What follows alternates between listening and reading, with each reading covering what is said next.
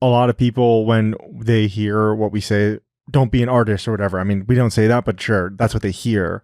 And they're like, well, you can be an artist for work. And all you're telling us is that they have to go and be an artist on their free time, and they have to have a soul sucking job in the daytime to then go do art, which is what they want to do, or whatever creativity they do, photography, music production, whatever it is. Then they can only do that on their off time. That's not what I'm saying.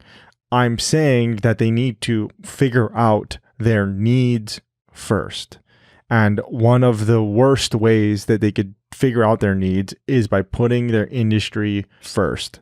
That is the worst way to do it, because you are just trapped. You are absolutely trapped. If they only need to make $25,000 a year and then they need to be an artist, well, wow, it's much easier now. They have to slam their expenses through the floor in order to do that. If they only need $25,000 a year and then they need to work in some sort of art or do their art, then it becomes much simpler, because now they just need to make $25,000 a year as their first entry-level job, getting experience in their art or being self-employed.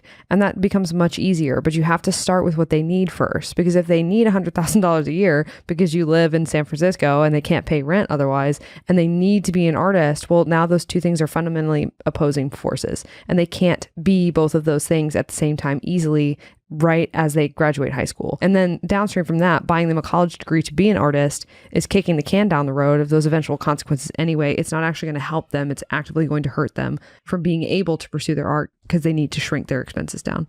And in fact, buying degrees at that point too just kicks the can further down the road and makes it more difficult for them to slam their needs down as far as income and location, because a lot of times now they got to make a certain amount of money because they have to pay their student loans. And then oftentimes now they're constrained by location as well, because they have to go somewhere where the income is high enough, but then their cost of living is also high. It's just a domino effect of how people end up trapped and feeling like they can't go anywhere in their late 20s, early 30s. And they just go, I'm not happy here.